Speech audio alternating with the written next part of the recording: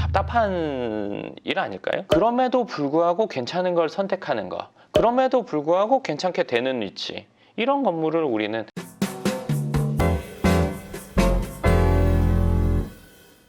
반갑습니다. 황 소장입니다. 오늘은 빌딩을 사는 최적의 타이밍, 물론 제목은 강남 빌딩을 사는 최적의 타이밍이라고 이야기를 했는데요. 어느 시점에 강남 빌딩을 사면 가장 최적의 시기일까요? 그리고 어떤 시기가 어떻게 보면 싸고 좋은 물건을 살 수 있는 시기일지 한번 생각해 보도록 할게요. 저는 이렇게 생각하거든요. 일단은 먼저 얘기해 드릴 게 뭐냐면, 우리가 요즘 흔히 말하는 뇌피셜로 어떤 것들을 생각하는 것과 실제로 그 일을 경험해보고 우리가 아는 것과는 천지 차이가 나죠. 예를 들어서 우리 누구나 다 해외여행을 처음 가본 때가 있었을 거예요. 해외여행 가보신 분이라면 머릿속으로 이제 생각한단 말이죠. 가서 뭐 하고 그리고 준비는 뭐 해가고 옷 뭐 몇 벌 갖고 가고, 준비했던 게 쓸모없는 경우도 있고 꼭 필요한 걸 안 챙겨간 경우도 있단 말이에요. 몇 번 하다 보면 그 뒤에는 여행 갈 때는 이런 거는 꼭 갖고 가고 뭐는 안 갖고 가도 되고, 이런 생각을 하죠. 그거와 마찬가지로 건물을 사는 이 과정 역시 마찬가지예요. 아직 안 사본 분들 같은 경우에는 이런저런 걱정도 있고, 이런 것도 알아야 되나? 이런 것들은 별로 필요 없을 것 같은데 하는 것들이 있을 수 있어요. 해보면 내가 빼먹은 것도 알게 되고 아니면 이거 더 필요한 것도 알게 되고 한단 말이에요. 근데 건물을 사는 과정에 있어서는 그런 해야 될 것들을 빼먹거나 이런 것들이 금액적인 부분, 경제적인 손실로 오거든요. 알아야 되는 거를 몰랐을 때의 손실, 그리고 내가 챙겨야 될 것들을 안 챙겼을 때의 손실, 이런 것들이 손실이 있단 말이죠. 이걸 몇 번 하다 보면 그런 부분들이 최소화되거나 거의 없어지는 시점이 오기도 해요. 제가 이 얘기를 왜 타이밍을 얘기하면서 먼저 얘기했냐면요, 건물을 사는 최적의 타이밍이라는 건 전혀 없다고 생각해요. 제목이 그런데 그럼 도대체 왜 이렇게 얘기했어? 그 타이밍은 시대적으로 주어지는 게 아니라 내가 만드는 거예요. 내가 그 타이밍을 결정하는 거지, 시대적으로 누군가가 타이밍 내지는 어떤 시기에 사야 돼 이렇게 말하는 거는 그건 다 거짓말이라고 생각합니다. 왜냐면 정말 시대적으로 어느 시점에 사야 되는 타이밍이 왔다고 쳐요. 살 수 있는 사람만 살 수 있어요. 어차피 없으면 아무리 타이밍이 왔다고 해도 살 수가 없어요. 그 타이밍이 외부로부터 주어진다? 절대 저는 그렇지 않다고 생각해요. 그러면 내가 건물을 사는 타이밍을 만든다고 치면 그 타이밍이 되려면 첫 번째 자금이 있어야 돼요. 충분한 자금이 있어야겠죠. 그 강남에 있는 꼬마 빌딩을 산다고 친다면 적게는 뭐 10억 중반, 아주 드문 경우에요. 요즘 같은 경우에는 20억 뭐 초중반이면 살 수 있는 건물들이 있어요. 인수금액, 물론 매매가는 뭐 4, 50억 이상 되는 건물일 거예요. 일단 자금을 만들어줘야 타이밍이라는 걸 우리가 가늠해 볼 수는 있어요. 내지는 내가 그 타이밍 안에 들어갈 수가 있죠. 자금을 모으는 게 첫 번째예요. 두 번째는 사고 싶을 때 어느 정도 매물이 있고 어떤 게 괜찮은지 내가 판단 기준을 반드시 갖고 있어야 돼요. 건물 사는 판단 기준에 대해서는 제가 다른 이전의 영상에서도 얘기를 했는데, 근데 제가 오늘 이 얘기를 또 왜 하게 되냐면 좀 더 깊게 얘기해 드리려고 하는 거예요.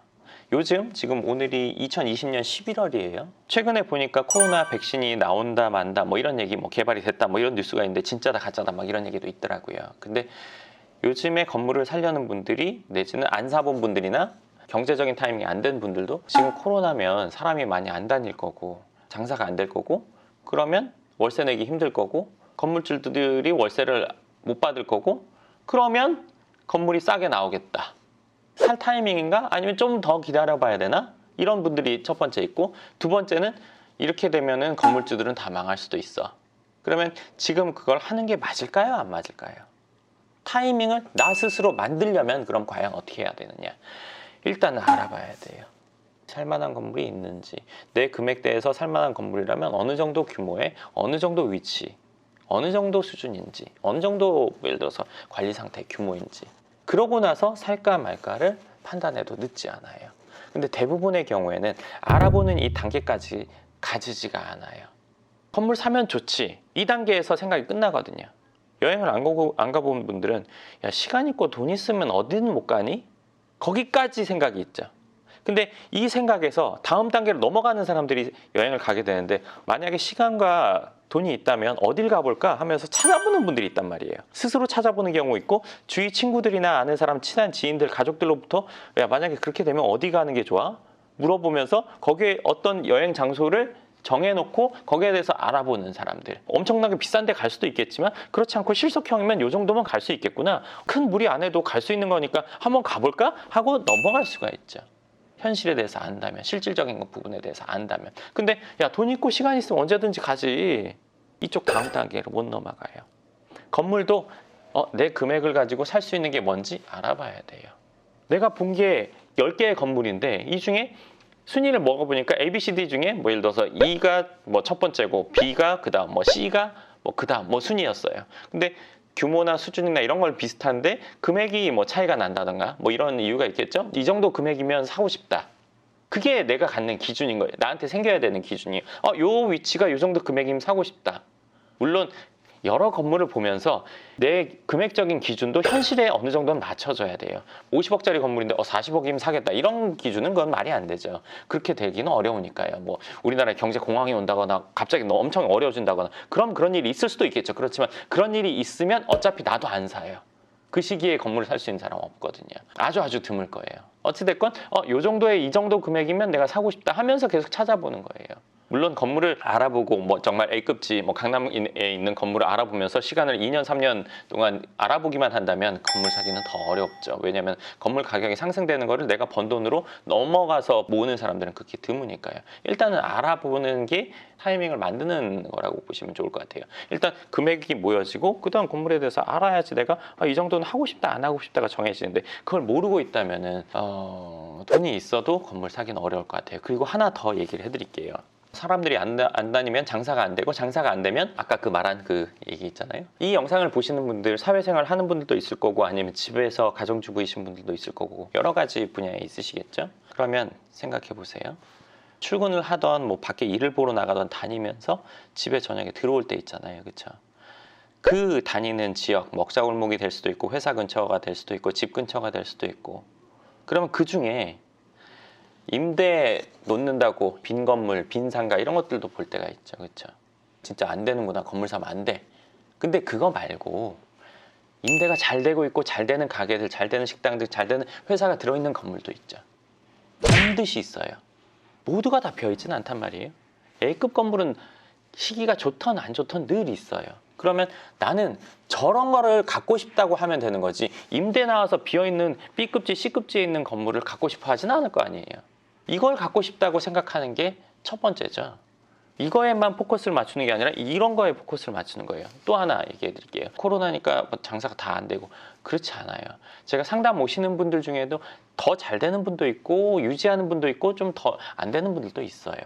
모두가 다 바깥 생활 안 할까요? 정말 모두가 다 언택트고 집에만 있을까요? 회사도 안 가고 집에서만 종일 있고 학교도 안 가고 이렇게 사람이 집에서만 사는 세상이 시간이 정말 많이 지나면 올 수도 있겠지만 그렇게 되기가 저는 그냥 제 생각인데 힘들 것 같아요. 내가 어디가 아파요. 병원은 가긴 가야 되겠죠. 수술이나 대면해서 치료받는 거는 그건 반드시 가긴 가야 될 거예요. 그럼 꼭 필요한 때 말고 난 집에서 절대 안 나갈 거야. 너무너무 답답한 일 아닐까요? 우리가 일이 아니라도 나가서 산책도 할 수 있는 거고 운동도 하고 싶을 수도 있는 건데 모든 걸 다 집에서만 이런 시대가 오긴 힘들 것 같아요. 산업이나 이 영업이나 뭐 가게들이 그런 언택트에 맞게 영업을 하는 형태로 바뀌어가겠죠. 지금도 벌써 그렇게 바뀌는 매장들이 있단 말이에요. 그거에 맞춰서 바뀌어지는 거지 이런 매장들이 지금보다 50% 정도 없어지는 이런 세상이 오기는 많이 힘들 것 같아요. 그럼에도 불구하고 괜찮은 걸 선택하는 거, 그럼에도 불구하고 괜찮게 되는 위치, 이런 건물을 우리는 갖고 싶다고 생각하면 되는 거고 그런 건물을 살 수 있는 자금을 모으고 그리고 그런 건물들을 주시해 놓고 어느 정도 시세인지 늘 파악하고 있다가 내가 생각하는 이 정도면 충분해 할 때 살 수 있게끔 늘 내가 그 시장에 대해서 알고 있어야 된단 말이죠. 뭐 이 제 핸드폰인데 이거 그러니까 100만 원이라고 칠게요. 그냥 예를 들어서 100만 원이에요. 근데 제가 핸드폰을 바꿀 때가 됐어요. 내지는 보통 요즘에 핸드폰이 거의 100만 원 하니까요. 근데 어디서 뭐 매장을 정리하면서 90만 원에 판대요. 바로 살 거예요. 그렇죠? 의심하지 않고 바로 사요. 나 이거 100만 원인지 아는데 90만 원에 판다고 하니까요. 물론 사면서 뭐 이거 끼어 팔거나 뭐 이런 거 없는지만 확인하고 그게 맞다면 사고 즉시 그거는 예를 들어서 매진이 되겠죠. 근데 우리가 건물을 사거나 부동산을 살려는 분들은 내가 살려고 하는 거에 가격 기준이 정확히 서 있지 않기 때문에 타이밍이 와도 모르고 지나가는 거예요. 예를 들어서 친했던 부동산에서 이번에 얼마 나왔는데 이거 진짜 싸게 나왔어요. 이거 지금 바로 사셔야 될 텐데 기준이 없으면 예 생각해 볼게요 하고 끊죠. 그러다가 나중에 어떻게 하다가 그거 괜찮은 것 같은데 시간 지나서 그거 저 사고 싶은데요. 이미 팔렸죠. 이렇게 되는 거예요. 판단을 할 수 있는 기준이 있어야 그 타이밍을 내가 만들 수도 있고 잡을 수도 있어요. 제가 최근에 한 경험을 하나 얘기해 드리면요. 강남에 어떤 건물이 있었는데 집주인이 생각하는 가격, 중간에서 연결하는 사람이 생각하는 가격, 제가 생각하는 가격은 요거보다 좀 더 낮았죠? 물론 그렇지만 그 가격에는 거래가 안 될 거니까 이 가격과 이 가격 중간 사이 가격을 제시를 해서 이제 계약을 하냐 마냐 이 시간이 뭐 줄다리기 같은 게 있었어요. 근데 제가 그때 뭐 이런 경우가 다 있나 하는 경우가 있었는데 뭐 어떤 부동산에서 이 가격보다 훨씬 높은 가격을 받아주겠다고 이 사람 마음을 흔든 거죠. 그런 경우에는 일단 그 건물을 자기가 매물로 잡으려고 해요. 더 받아주겠다 이런단 말이에요. 이 사람들 마음이 흔들리지만 그 가격에 거래는 안 된단 말이에요. 이 사람들의 목적은 이 건물을 거래해 주는 게 아니라 자기가 그 매물을 확보하는 거니까. 이 사람도 어느 정도 시세 알고 뭐 할 텐데 얼토당토하는 가격을 불렀더라고요. 그래서 제가 황당하다 이런 생각을 했어요. 근데 결국 저랑은 계약이 안 됐단 말이에요. 적정 가격을 알면서 이랬다면 아주 참 좀 그렇죠. 이 사람한테도 피해고 이 사람들에게도 피해죠. 자기가 득볼 것도 아니면서. 왜냐면 자기가 그 가격으로 그 매물을 확보한다고 해도 자기는 그 가격에 그거 거래하기 힘들거든요. 어차피 안 되는데 이 사람도 거래 못하고 이 사람도 다 거래 못하지만 내가 일단 그거 방해놓고 내가 매물 확보하겠다 이런 생각인 거니까요. 두 번째, 이 매물의 가격이 이거라고 생각하고 있다. 정말 믿고 있다. 그럼 시세를 모르고 있는 거예요. 또 하나 얘기해 드릴게요. 이 사람이 생각한 가격이 이건데 정말 이 사람이 이 가격을 받아줬다 한다면 이 사람은 득을 보는 거예요. 그렇죠? 시세 100억보다 20억 더 높은 금액을 기준으로 복비를 받았으니까 이 사람 득이죠. 그렇죠? 여기 손해난 사람 없죠. 그렇죠? 누가 손해났을까요? 산 사람. 이 사람의 고객은 이 매수하는 사람인데 매수하는 사람에게 손해를 끼치면서까지 본인이 득 보고 이 사람 득을 주겠다.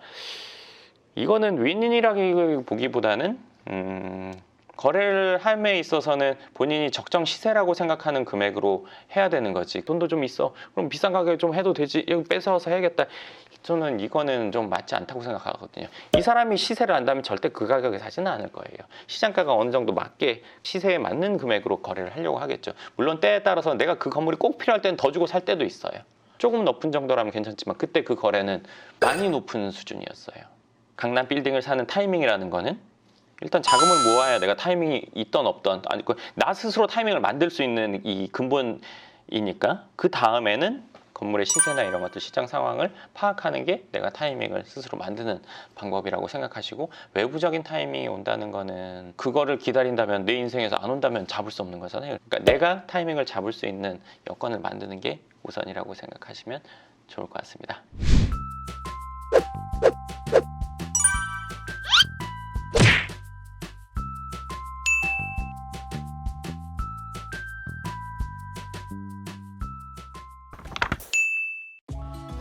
이번에는 강남 빌딩을 사는 타이밍, 최적의 타이밍에 대해서 얘기를 해봤는데요. 오늘 내용에 대해서 궁금한 부분이 있다면 댓글 쓰시면 그 댓글에 대해서는 다음 영상에서 답변과 함께 추가적인 내용 알려드리도록 하겠습니다.